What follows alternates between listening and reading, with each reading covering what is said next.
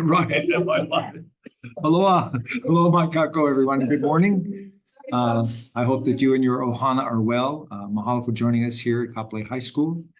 For those of you folks who are here live as well as online, and I'm Mike Gabbard, the state senator for District 21 since 2006. And first, I'd like to introduce Meg Turner, who is my office manager. She just celebrated her 10th anniversary of being employed by me, and it's been a great asset to our team. And also online, we have Nanook Dennis. She's my community liaison. She has been sick, so she's managing the Zoom portion from home. Good morning, Nanook. And so we're going to start off today with our guest speaker, Major Mike Lambert with HPD. He's going to provide an overview, update, and information on crime on the West Side. After the presentation, there'll be time for Q&A.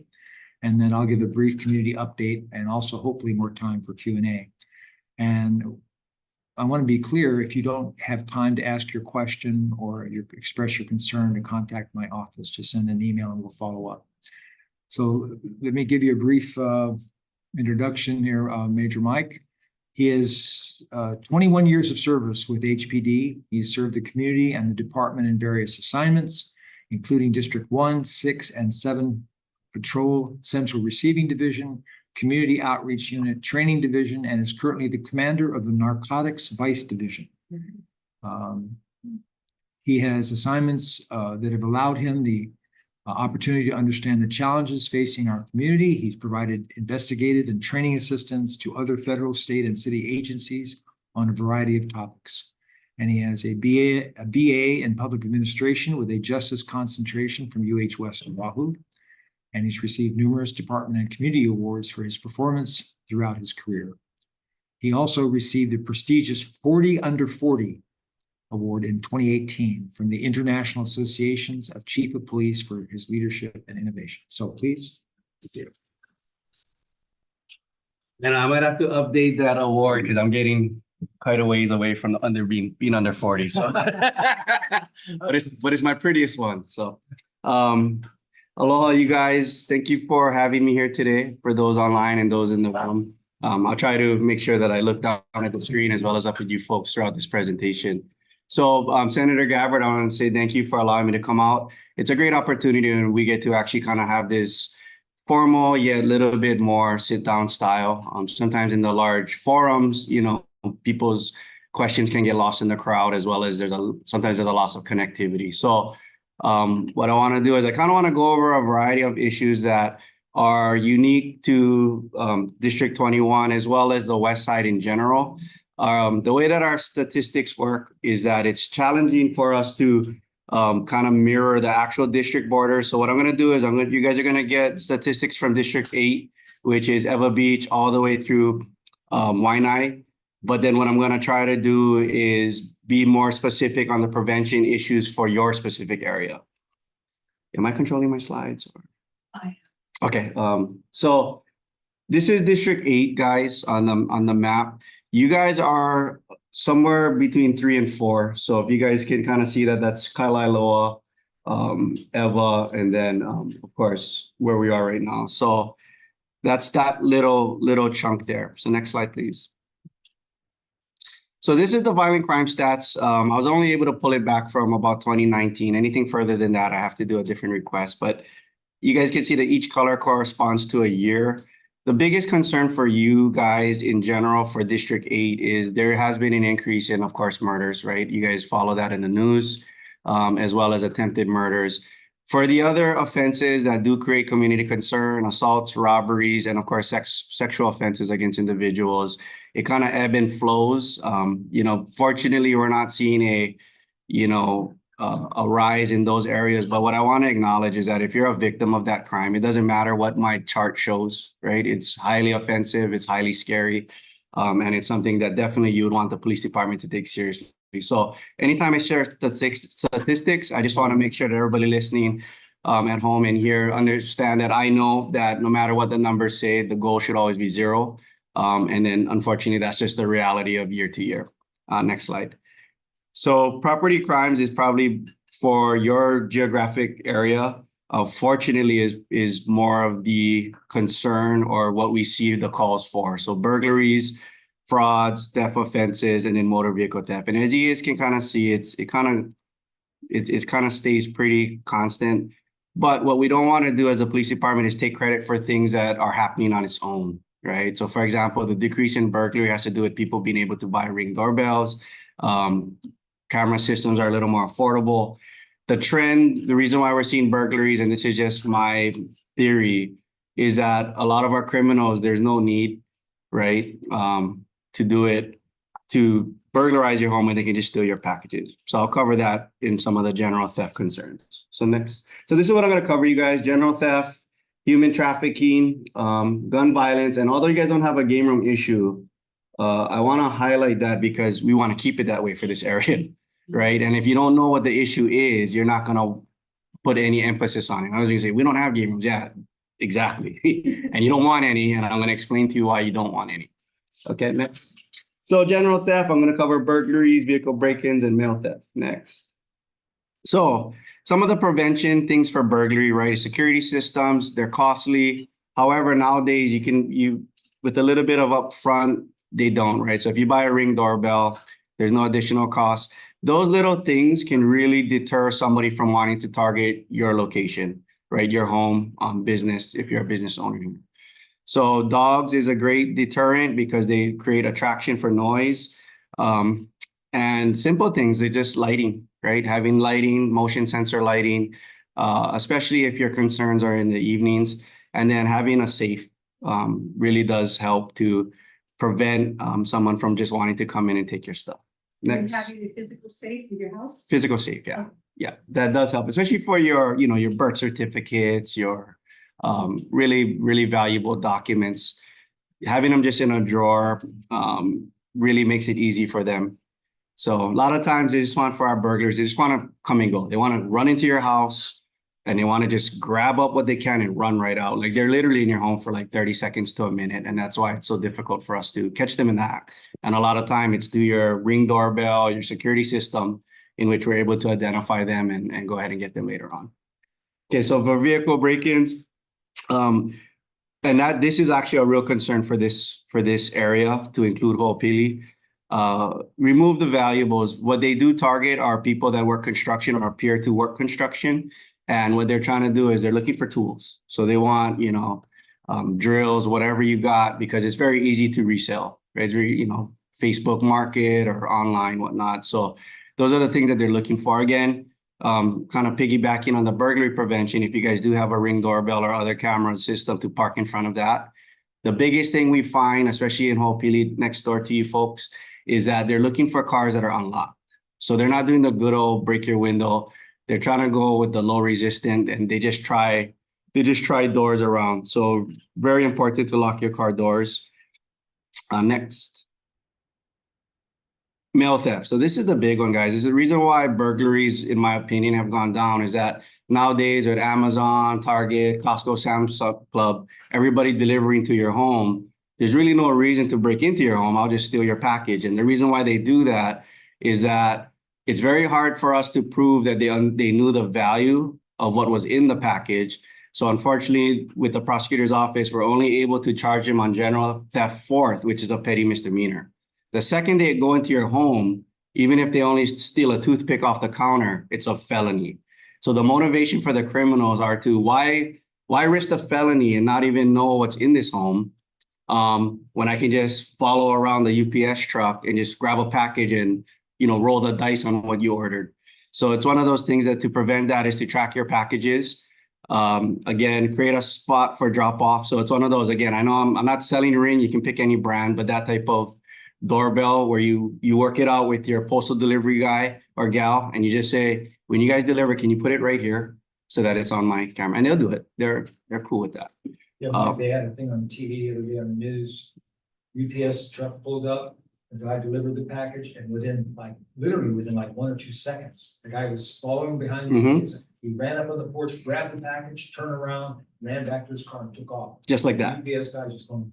It was all on the doorbell camera. Right. See, and the good thing is this, no, it's wild, right? But the good thing is because of that camera, now we have a lead. Yeah. Right, so that's why, like I said, I know it's expensive.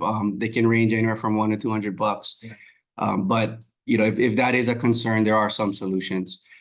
And the issue is that a lot of times people don't report the missing package because Amazon will just replace it, right? So in other words, but we need to know, and I get it, guys. Our response times might be getting a little slower because of our staffing issues, but we really need to have that data.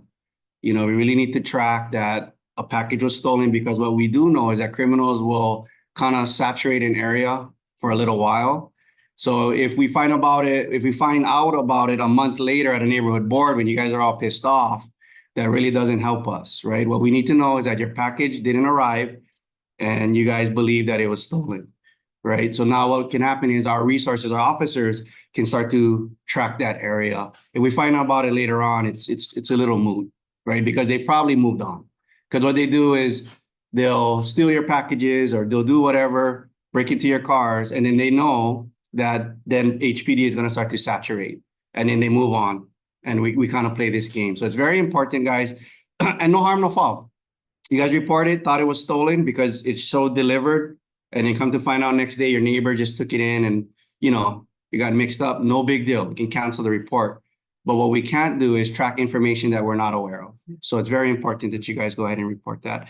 Another strategy that I like to use, because I'm paranoid, because I'm a police officer, is I actually try to order it, especially like on Amazon. I'll wait until it shows delivery for Saturday or Sunday. You know, like it shows the projected delivery so that I know that it very likely I'll be home.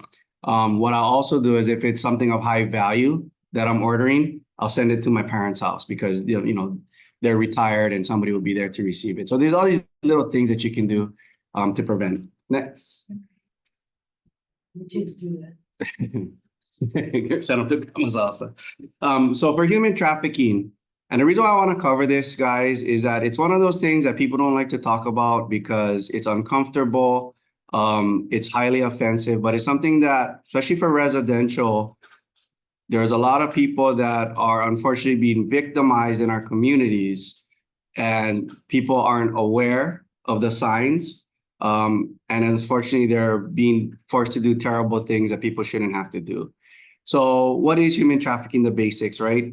It's referred to as modern day slavery, and they're either being forced either physically or by fraud. In other words, they're being promised something. And again, physical or psychological coercion. And the types of human trafficking, right, include labor, sex, and then commercial exploitation. I'm going to kind of, not so much on labor, it's more the sex trafficking, because we have a lot of families out here and we have a lot of youth that are unfortunately the silent victims in a lot of these incidents. And it's really terrible. So we really need the community's help on calling out things that they just don't seem right, right? And we have, like, you know, whatever, thousands of years of human programming that gives you that, like, that doesn't seem right. And again, no harm, no foul, right? I'll give you guys a number to call. If you guys think that there's a relationship that looks inappropriate, call it. No big deal.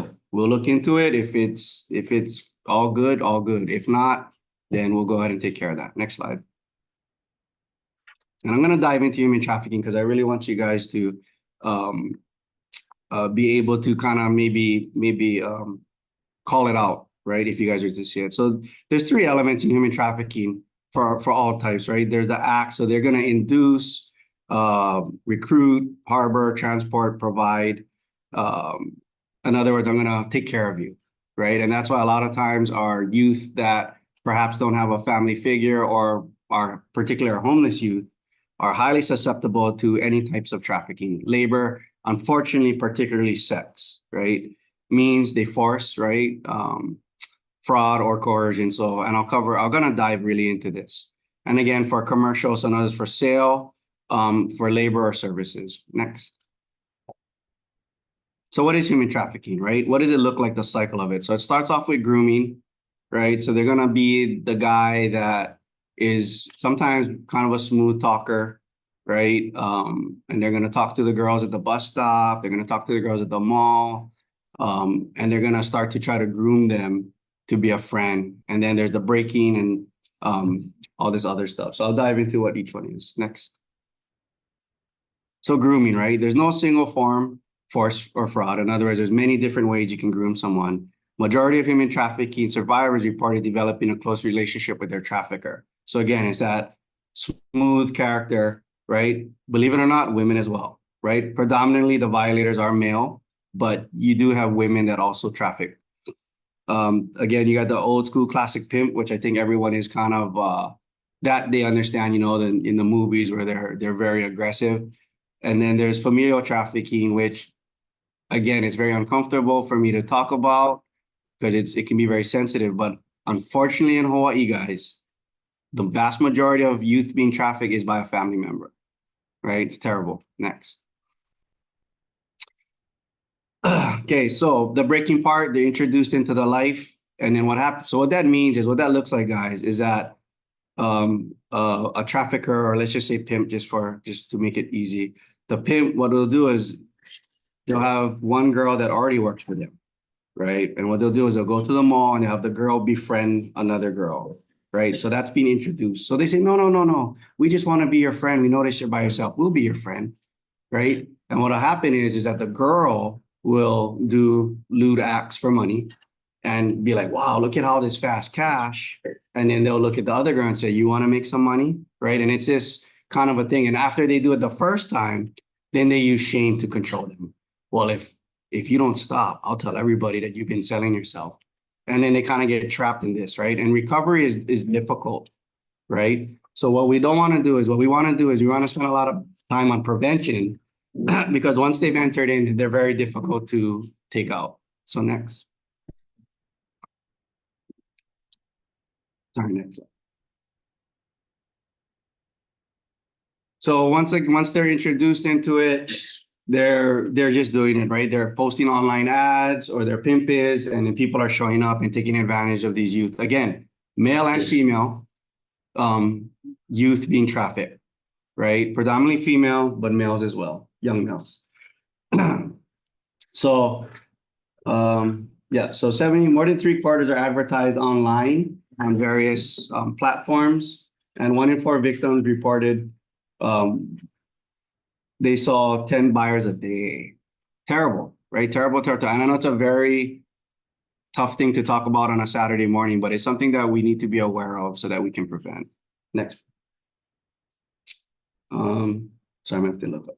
So there's nowhere in the United States where this is not happening, right? So in other words, it's everywhere and it's unfortunate. Next slide. Okay, so these are the types, right? The pimp controlled, the gang controlled, familial, and then buyer perpetrated. So in other words, some of them, believe it or not, will actually just do it on their own for whatever reason, from TikTok or Instagram, I don't know, online, they figured out that this is a way to make money and then they sell themselves. Again, unfortunately in Honolulu and Hawaii, familial trafficking is the most common. Next. Okay, so victim vulnerability. This is really what it comes down to, guys. Lack of support. In other words, their parents aren't around, or a lot of times what we see is the parents are, they have addiction issues of their own. In other words, they're addicts. And unfortunately, their addiction is so bad and their illness is so bad that they sell their children to feed that addiction. And that's terrible, but that's just real talk, guys. It's happening right on this hill, right? So, and again, history of assisted involvement. So in other words, you know, kids that they're running away quite a bit.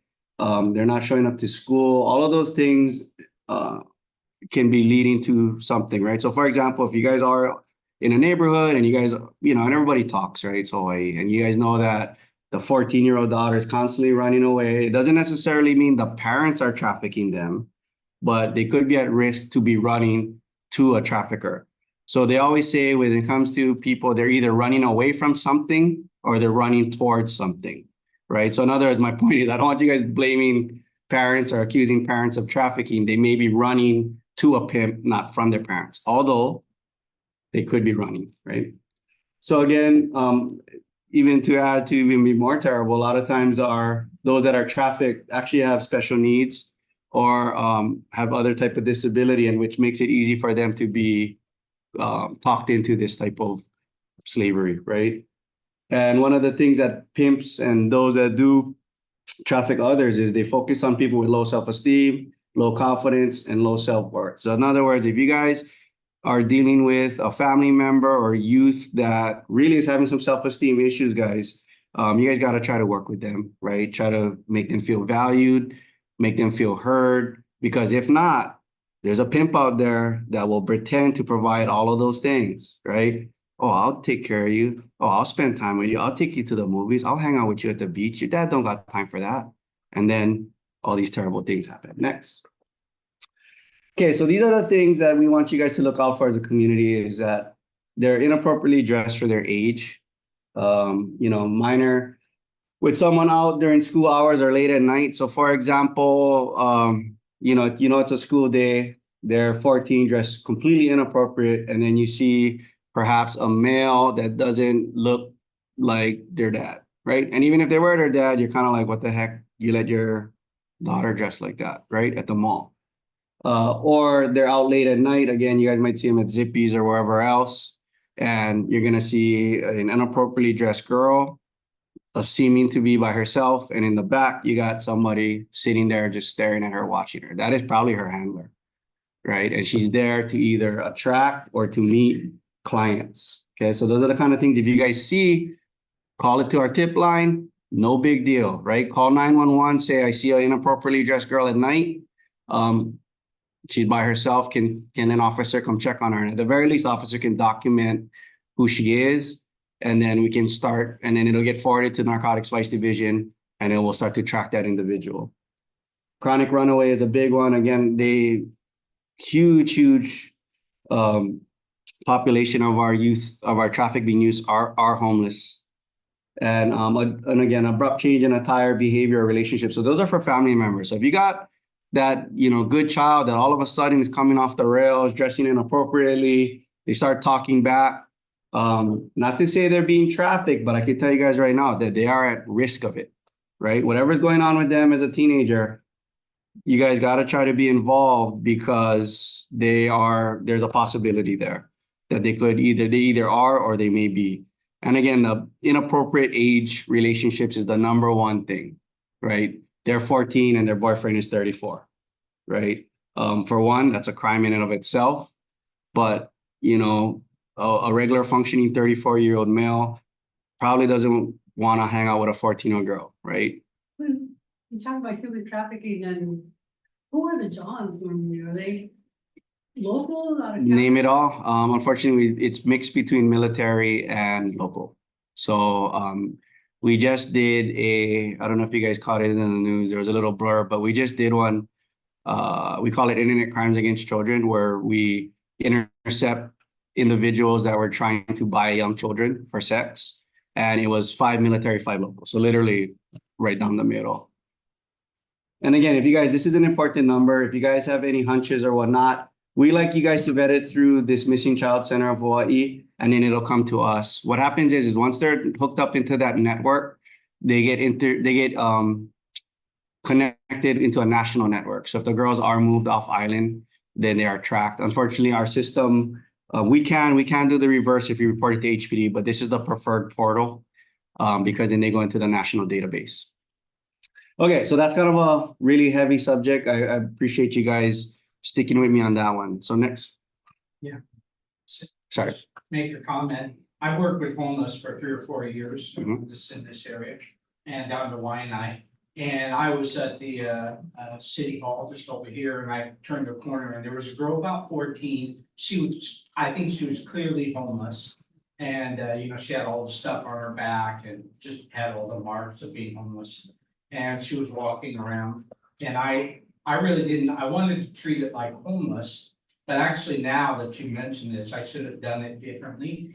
I didn't really know what to do, and I drove away, and then I said, well, I'm gonna turn around and come back because I have something to do. So I came back, I couldn't find her, and she was murdered. I think it was the girl that was murdered, about 16 years old, murdered somewhere. They found her like off the road. And I didn't, I've always regretted that, but I didn't really know how to deal with it, because when you deal with homelessness, the response is much different I would guess, than this. And maybe Sure. it's the same response. I just don't know. It's similar in regards to vetting their situation, but yeah, you would get a much different response. So for example, what a member in the room is sharing is that there was an opportunity perhaps to identify what appeared to be a homeless youth. And then he shared some regret, which it's not your fault. You know what I mean? But I appreciate that feedback, because that's what these are for. That's what these engagements are for, is to provide information so that maybe next time around, let me call this in. At the very least, somebody can document who they are, and then we can offer them services. So we're going to touch on gun violence, because I know that that's another hot button thing for Oahu in general. Unfortunately, we have seen an increase in weapon offenses, meaning that people are either getting into arguments and they're having a weapon on them, or they're just getting caught with a weapon in general. So how does this happen, right? A lot of times they're unsecured or poorly stored. So, and these are just photos, but like, for example, people will think that they need to have their gun like ready to go.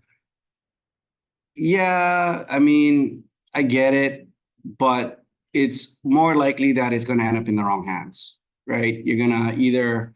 So the one on the right is that there was this forum of a guy who claims that he sleeps with a gun under his pillow in case it's go time, right? And the reality of that is that I hope he lives alone, because a lot of times what will happen is that the kids will mess with it, and we've had tragic results with that. So again, what we want to do is we want to go ahead and secure your items in a safe, or if you guys have gun locks and other items. Okay, the next, sorry, the 2 slides are up. So now we're on stolen. So 2 slides up. They're either stolen. So again, and a lot of that has to do with being unsecured or poorly stored. A lot of times, sometimes they're even stolen from vehicles, and then they're go ahead and they scratch off the VIN, which makes it hard to trace, which is illegal. But that's another way that guns are stolen. So what we don't like and we recommend is that even if you're an avid gun person, don't advertise that you are, because nowadays with Spokio and people search, if they know your name, they can figure out where you live, right? So as proud as you may be to be, a person that, likes to carry or is in possession, it's probably not wise. And next. Now, this is the big one, guys. So for all of the problems we're seeing in our game rooms and our shootings, especially of our youth, they're not registered owners, right? And this is not a pro or anti-concealed carry. I'm one of those guys where if the law allows it, then the community should have it, right? If the law doesn't allow it, then they shouldn't have it. I'm simple like that. So the law allows it. I'm not against concealed carry. What we are finding is that, unfortunately, it's these ghost guns, and they can either be printed. So the photo on the left is actually a lower being made. Now, the issue is that lowers are what you need to register. The top half of the gun, slide is what they call it. You can just order it out online. So what's happening is these kids that are very savvy are printing their lowers and just ordering the top online, which is problematic, right? Or you get the kits on the right. They call it 80% complete. And what it does is it skirts the law for firearms commerce, because it's not a complete weapon. So what happens is that orange piece behind the gun is a jig. So all you do is you close it, right? You put the gun in that jig, and all you do is you follow the holes, right? And then now you put the gun together. So it's a loophole in the law, and our youth, because they're very tech savvy, they're getting their hands on this. And I couldn't give you guys a number per se, but I want to say 90% of the youth shootings were either printed or 80% complete. Now, people would say, Mike is just making it up, right, to scare the community. We actually, Narco Vice, we actually hit with our federal partners, hit a production location. I don't know if you want to call it a plant or whatnot. And what they were doing is they're printing AR-15 full rifles. They're printing the lowers, ordering the top kits from the mainland, which is legal, wildly, right? And they're slapping them together. Which top kit? Sorry. I'm sorry. So the barrel and the slide. So if you look at a rifle, if you guys look at your old military M16 rifle, it's actually two pieces. So the bottom piece where the trigger and the magazine goes into it, right? That's regulated. Ironically enough, the whole barrel and that stuff is not, right? So what they're doing is that if I'm a felon, I can't buy a gun. So what I'll do is I'll print the bottom and I'll order the top online, right? And they're slapping them together. So it's wild, and I couldn't believe it. I was in disbelief. We were able to, I can't go into the total details, but we are able to work with our partners at Homeland Security. And I don't think he's going to see daylight for a long time. But the scary part is we're not quite sure how many he had sold prior to our enforcement. So right now there's AR-15s running around our community. Yeah, straight up rifles, assault rifles. Some of them, we found that they have a switch to be automatic. Most of them are semi. The pistols, which are scary, and I couldn't show it because for evidentiary purposes, we've been picking up a lot of ghost guns with switches, which means they're fully auto, right? What's problematic for law enforcement guys is that our current level 2 vests are only meant to handle maybe 1 or 2 strikes. So if somebody unloads a full auto pistol at us, it is unlikely that we will survive it. So that's why, Senator, no pressure, but if we can have some money for, I know it's a county issue, but perhaps if maybe there's some state monies to increase the county's ability to buy accelerated vests or better vests. There are better vests out there now, but they run about $1,600 a set versus the $600 that we currently pay. But, for us and for the morale of officers, knowing that the community supports that type of purchase so that we can go home to our families really means a lot. So, if you guys were to see that, we would hope the community would support that. Like, why is the budget triple for HPD's vests, right? It's because we're trying to get our guys better vests. So the vests that we're looking at in the future, and we got to find a pot of money for, they can actually take hits from AK-47s, they're stab resistant and they're taser resistant. Our current vests are not stab resistant, meaning that a knife will go right through it. We will also be incapacitated by a taser attack with our current vests. So, fast forward 20 years, when I first came in 20 years ago, level 2 was was the best you could get. Fast forward 20 years, there's a lot better technology. And again, it would really bolster the morale of officers, knowing the community supported us having better protective gear. Okay. So that's that. And Quick question. yeah. So are you guys giving us the bills that you want to introduce in terms of like the tops, making those? We're going to try, Senator. Other states, are they doing that too? I gotta follow up, but what they do is they have blocked out 80% guns. So in other words, I know that there are places that you can't ship a 80% gun to or a lower to. The bigger issue is we're gonna have to really think hard of how to craft legislation that regulates 3D printing.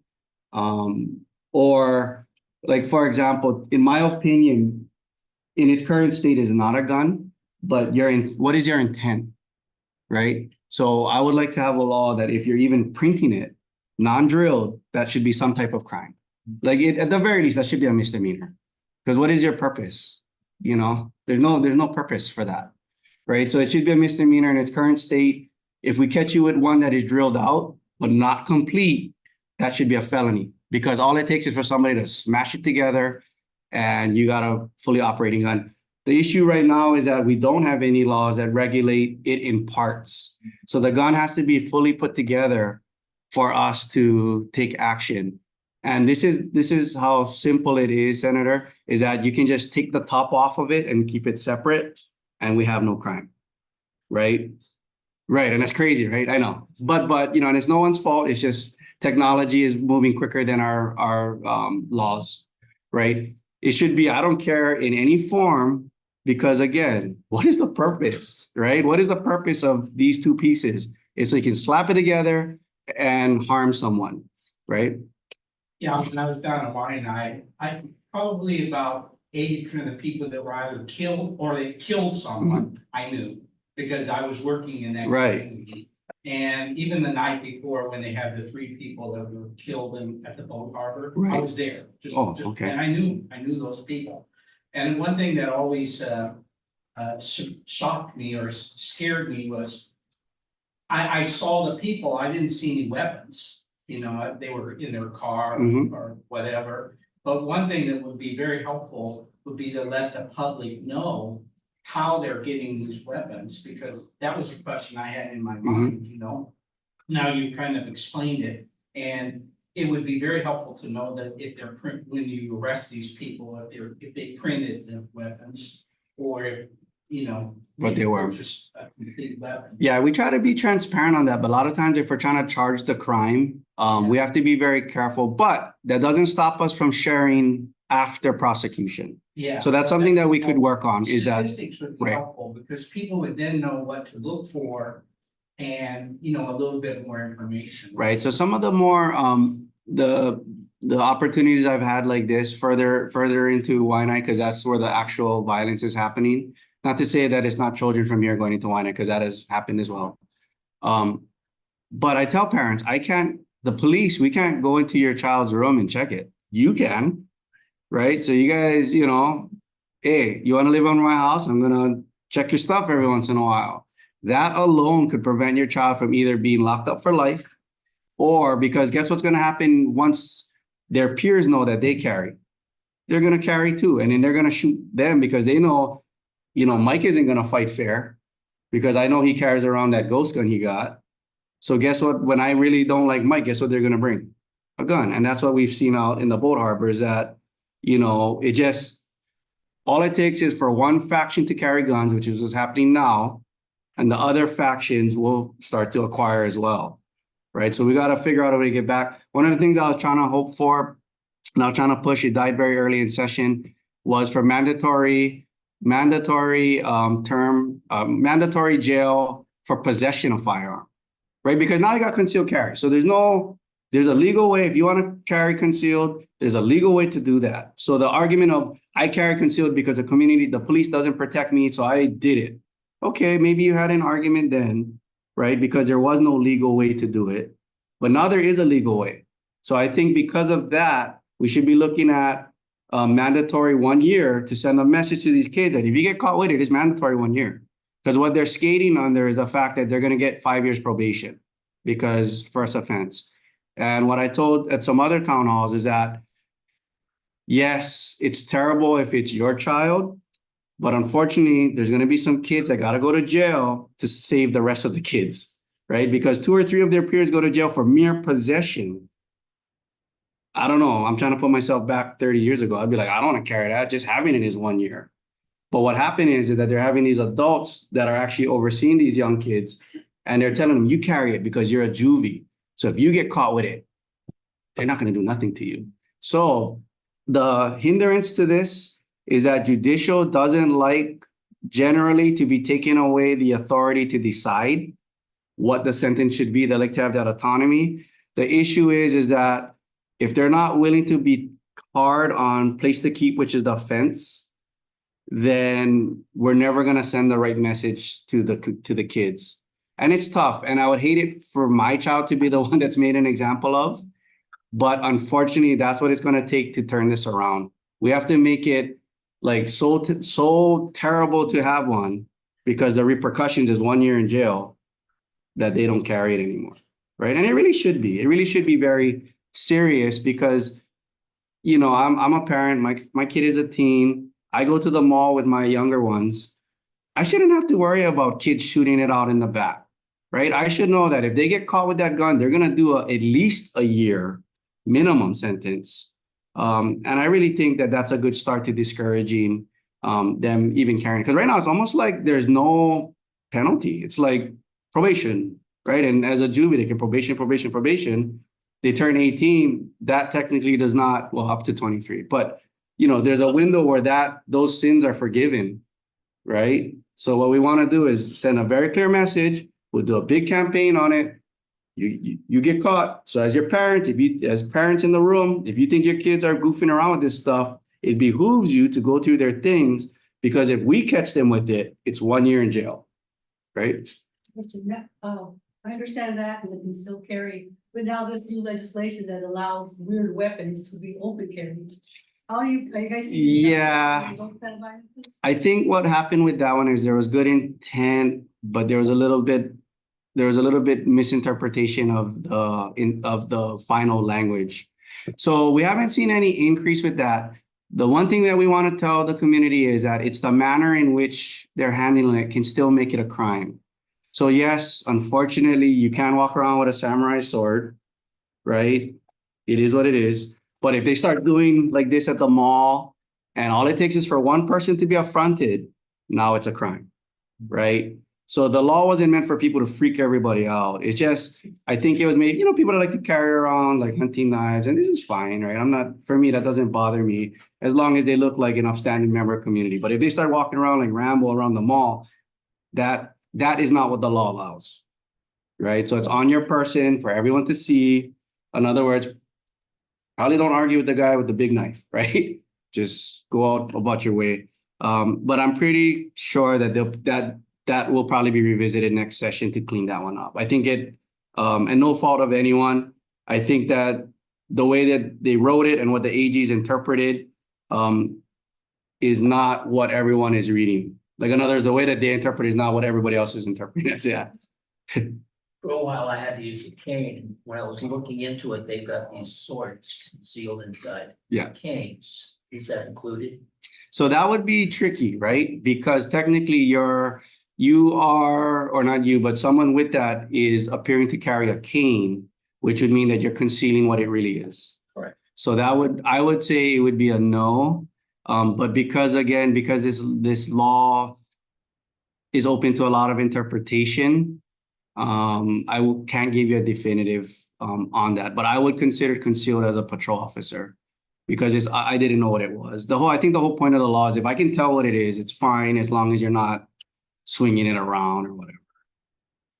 Mike, I just want to remind you guys, and you do this every year, but just your package of bills that you would like introduced, if you could include that one. Will do. Possession of your engine. Okay, I agree with you. will do, Senator. Let's start taking it seriously. Right, and it is what That it goes is. to jail, and he's in there for a year. Wait a minute.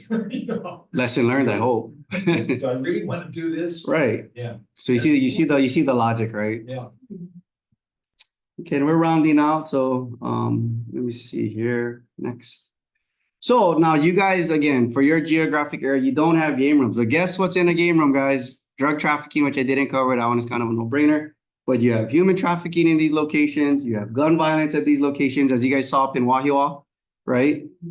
Tragic, not so tragic because it's not good citizens. They're bad people, killing bad people, still bad. And then there's tons of general theft.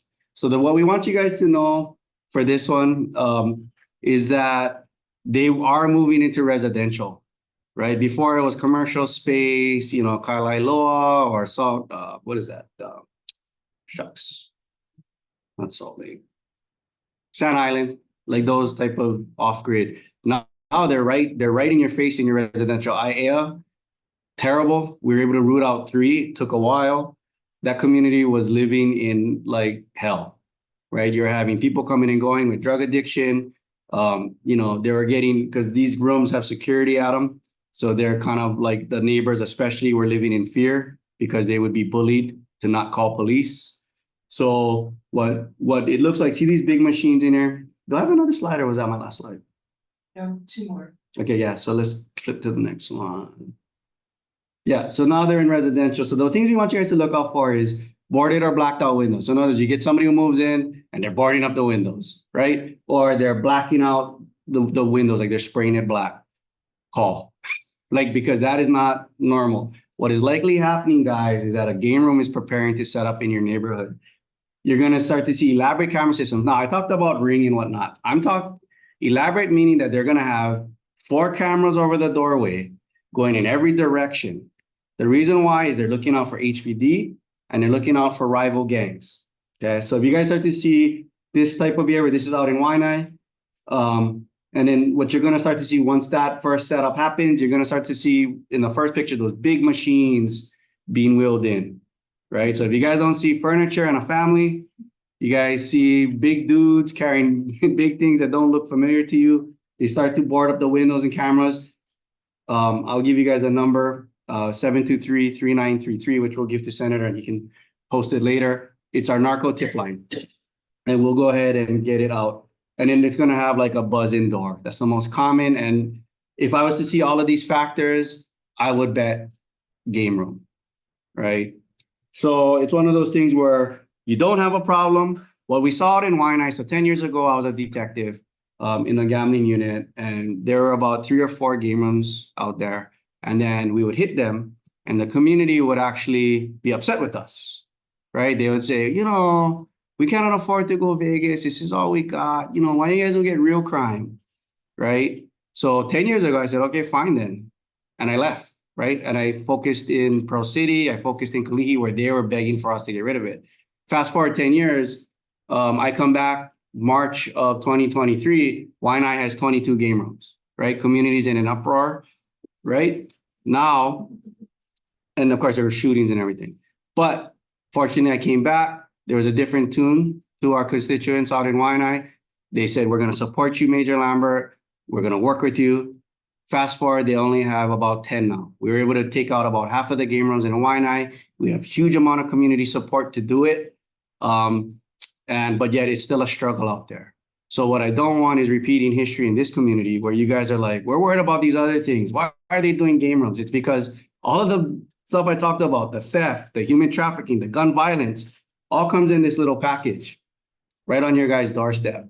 So if you guys do have one and we do take it, please understand that we are trying to reduce crime in your neighborhood by thefts and all these other gun violence issues. So it's one of those things where they're not there for the game room. I'm gonna be honest. Half of them barely playing the games. They're there to do drugs, sell drugs, or participate in some level of human trafficking. And they're willing to protect that through gun violence. Okay, I think we're getting close to our last slide. Yes. So last is just question. Oh, okay. So we'll go ahead and open up the question. Sorry, I went a little long, Senator. Wow. But we'll go ahead and open it up. Is it fair to say that the biggest problem with law enforcement in Hawaii is staffing? And if yes, what can be done about it? Staffing is the biggest thing. And this is just me. It's not necessarily a statement from the Honolulu Police Department. All that means is that we have to be more efficient. So I don't like a cop-out answer. It is hard. I can tell you guys right now, it is hard. My narco vice division is operating at 67% staffing because patrol is that's the priority. And I agree with that. So is it hard for me with 67%? It is, but that shouldn't be an excuse. You get what you get, you do what you need to do, right? So for example, I know a lot of times other commanders may cop out to that.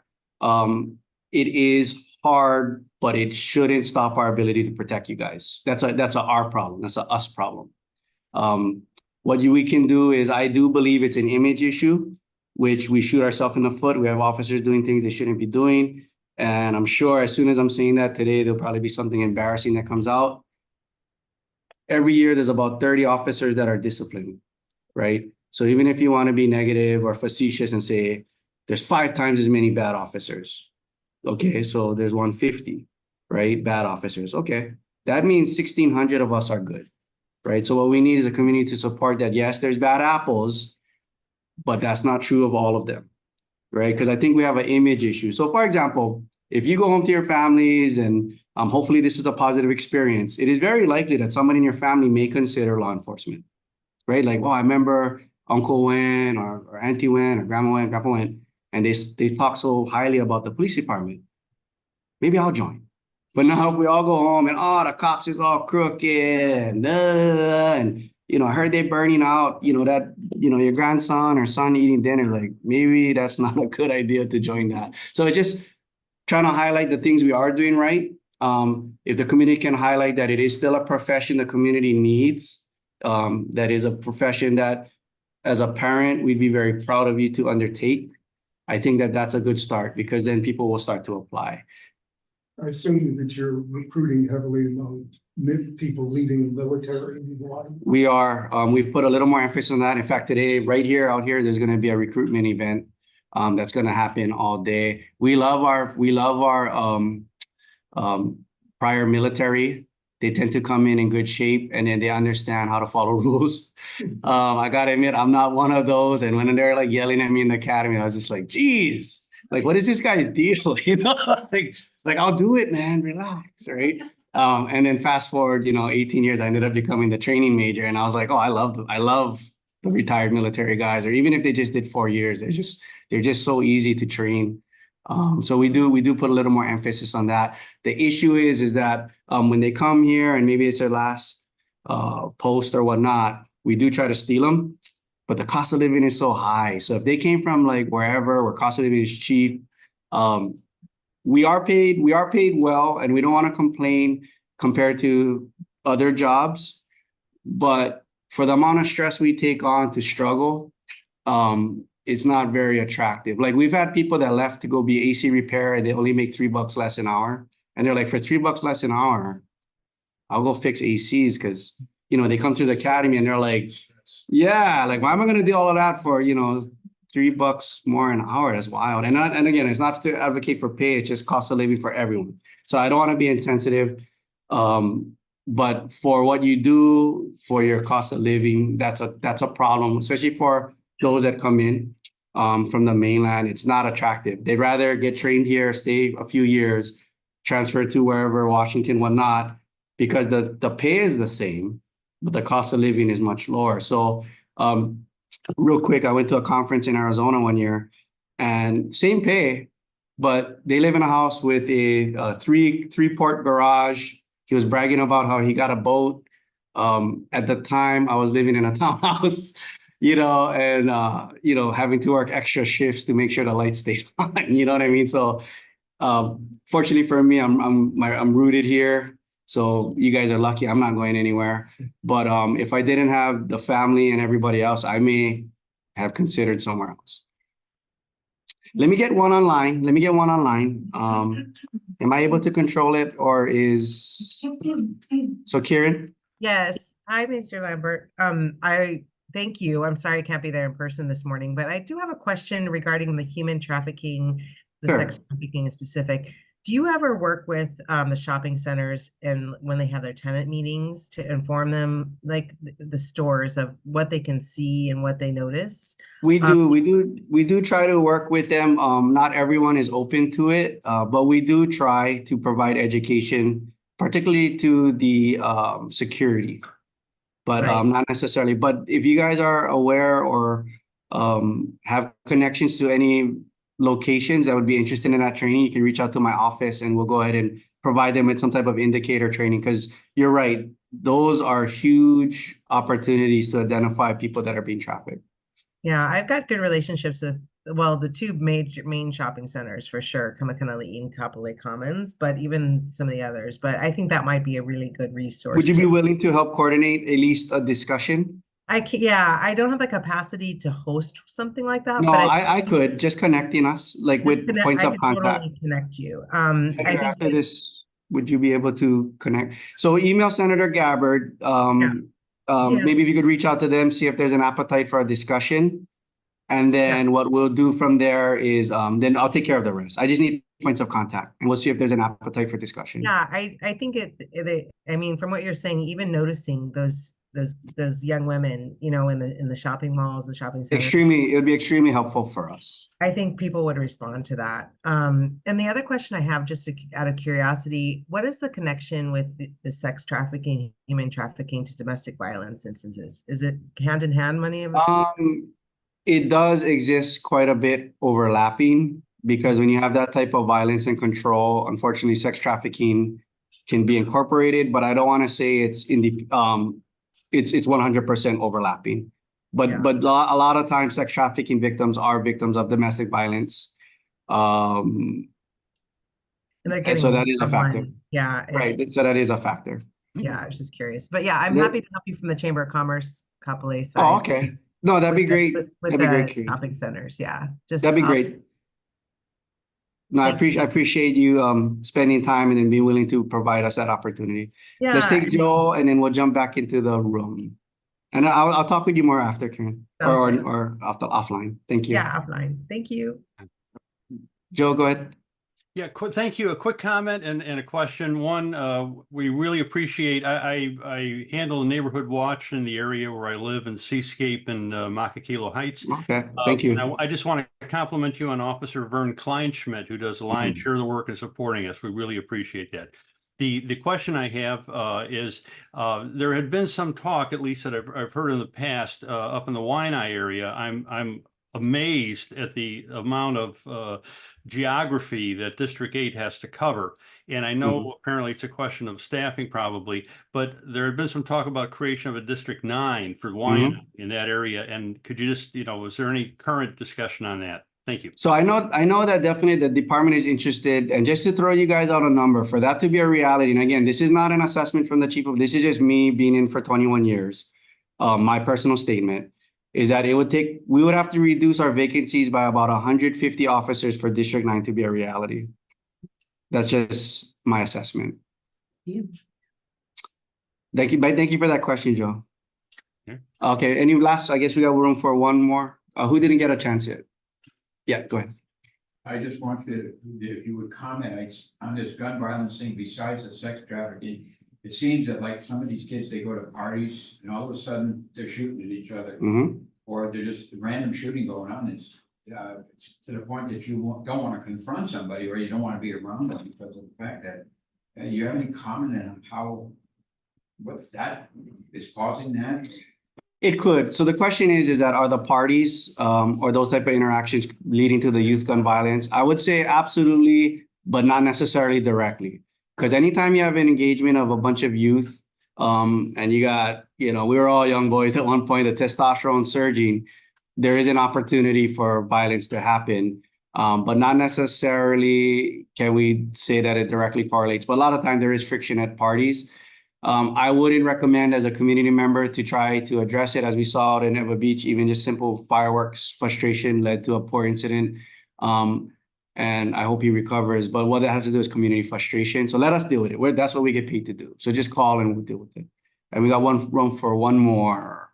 Yeah, I was just gonna say, I'm gonna tell you how I feel. I live across the street and, living in Kapolei is, if I see something that I feel is crime related or could be, I don't want to call the police. I've done it before. Sometimes the response time is quite a long time, 30 minutes, 45 minutes, and I understand it's a staffing thing. And then the other reason is because I'm afraid of getting shot, to be honest with you. And the way that works is people remember you, or if you do have to go to give evidence in a trial, they would know who you are. Right. So the concern. Keep my mouth shut, and outside of serious crime, right? But then what happens is that I don't know really. I'm just telling you how I feel in Kapolei. No, that's fair. And that's for the senator. I actually live in fear, to be honest. Right, and we want to fix that. Why and I have a different but it is dangerous. I saw people shoplifting, Safeway, just taking a car, running out in the parking lot, in a car driveway. I saw that. Long Strugs in Eva Beach, and you can't really say anything. So if you do, you could get killed. Right. So the concern from the room was how do I provide a tip without any type of backlash? So we have Crime Stoppers, we have the anonymous tip line for narco vice, and then we also have the city's 311. So those are all ways you can remain anonymous. But again, we really do recommend that if it's in progress, that you call. Now, definitely living in fear is something that for me, it actually inside I'm like, oh man, that sucks. So we really want you guys to live not like that. So what I can say is that we're really trying our best. We're really working hard. And it's these type of engagements that hopefully over time, we can reduce community fear. Okay. Yeah. Thank you very much. Thank you. Oh, let me get a shot real quick. Yeah. Okay, you guys. Hey, do you want to get in? I'll take the photo. Thanks. You want to get in? Oh. No. Why not? Why not? Yeah, there you go. 130.